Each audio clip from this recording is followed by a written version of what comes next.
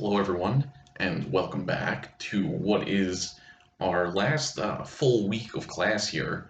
We are, coming down the home stretch. For next week, I'll talk more about this probably in another video. Um, but next week, we're supposed to have class, but only on the 21st, which is just Monday, basically. Um, so that's the day, like I said before, when all of the late work, anything that you've been missing, and also our last essay are all due on the 21st. I might have like one or two just kind of like wrap up videos or telling you, just something last minute to think about for your essay or something like that on the 21st. Um, but yeah, on Monday of this week, the 14th, you do have your rough draft due for the argument essay. You have all day on Monday to get it in, so hopefully we can see that. As has been the case for all our other rough drafts, it doesn't have to be the full length. I just want to get a sense of like what your argument is, maybe some of the sources that you're going to use, which topic you're picking, of course. Um, so yeah, let's try to get that in, and I will have feedback for you by Wednesday, the latest. I'm hopeful that I'll be able to get some comments and some feedback on Tuesday, but definitely by Wednesday I will have some feedback for you. Okay, so I want to talk about in this video the essay that I had given you to read for homework, the Why is America Choosing Mass Unemployment? Like I said in another video, this one, went more with that second topic that was uh, giving you the option to try to argue for some kind of solution related to coronavirus. And I had said that basically within that, there's kind of like the economic stuff and there's like the health stuff. And yes, there's times where, they overlap and things. Um, but this one I saw as being more about the economy, obviously. So, okay, one thing before I get into this essay, I just want to emphasize to make sure that your argument essay, that you're arguing for a solution, that the main thing, that your thesis is the solution that you're arguing for. Because some other rough drafts I've seen from my other classes, I feel like people spend too much time explaining what the problem is, or they'll spend their whole essay just being like, like this is really bad, like whatever, college, coronavirus, like here's like how messed up it is, and they never really get around to arguing for a solution. So the thing that really makes this, an argument essay, and the reason we need research so much in this essay, is because we're arguing for a solution. So make sure that you're doing that. Okay, but let's take a look at this essay. So obviously it's looking at unemployment. Maybe the first quote that sticks out to me is just talking about America that says, the sudden collapse of employment was not inevitable. And this article is obviously from back in March, right? So this is kind of like a snapshot of that moment in time when, the economy was really plunging in all aspects of it, including the stock market, right? Because now it's like the stock market's fine, so everyone's like, "Oh, the economy's better," and it's like, I don't know about that. Maybe you should talk to, some people who still don't have their jobs. Um, but at this time, there was, I think, a lot of flux about like what the government response was going to be, or like how we were going to try to deal with like the economic fallout. Um, so I think it's an interesting moment in time to look at.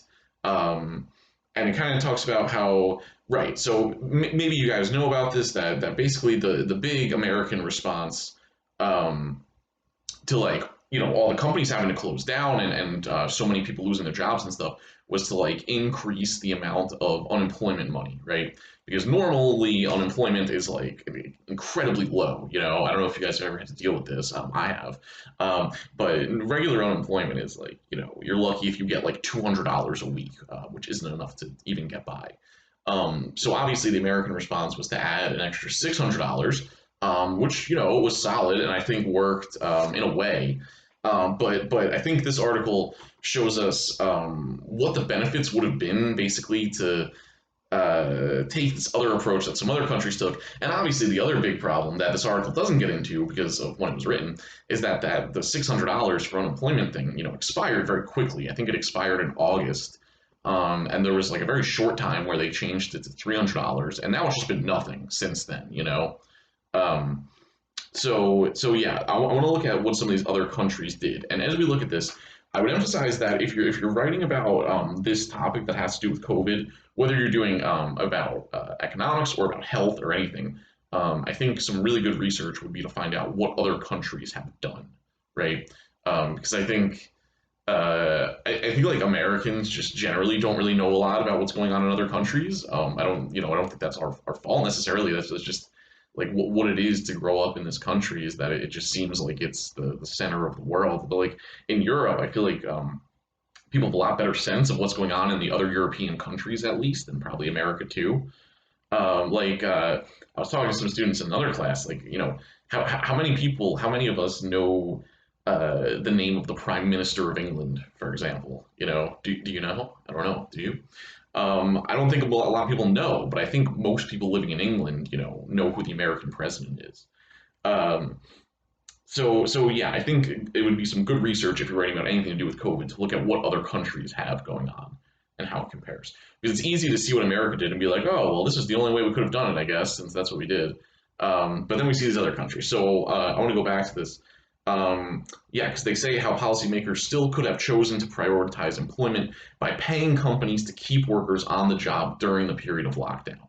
So this is kind of the other model. What America did was increased unemployment stuff, right? What these other countries did was that since they had lockdowns and companies had to close down, the government basically just paid those companies to pay the workers, so they didn't have to fire the people because it wasn't costing them any money to keep them employed. Like it says here, it says Denmark has agreed to compensate Danish employees for up to 90% of their workers' salaries, so 90% of the salaries at least. In the Netherlands, companies facing a loss of at least 20% of their revenue can simply apply for the government to cover 90% of their payroll. And the United Kingdom announced that it would pay up to 80% of the wage bill for as many companies as needed help with no cap. Um, so this kind of describing this other model of like rather than like letting companies because obviously companies were not going to be able to pay their workers, right? That was clear from the beginning. Once COVID was spreading, once it was clear that you needed lockdowns or whatever, there was no way these companies were going to be able to pay their workers, because they're shutting down, obviously. So the question then became, well, like, what do you do for the workers, right? And in America, it was let the companies fire them, and then we'll give them unemployment.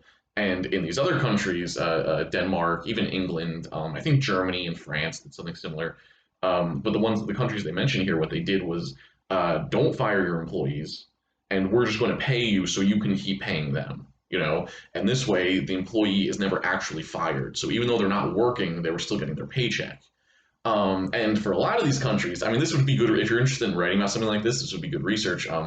I think in most of these countries, that stuff is still happening. That they still have those systems going in terms of paying people if they were fired and keeping them employed at their job. They weren't fired, right? Keeping them employed at the job because I think the crucial thing here, and they do mention it at one point. Um, that they say the goal is to preserve people in existing jobs, to preserve the fabric of the economy to the greatest extent possible for the benefit of workers and firms. So I think the idea behind this was that basically if you keep all the workers in their jobs, once you can lift the lockdown, well, like once coronavirus is done, whenever that is, probably they didn't think it was going to be this long, but I think they're just rolling with it. That like whenever that is that we don't need to do this anymore, like whenever it is that the businesses can open back up again, you will still have your same employees locked in, right?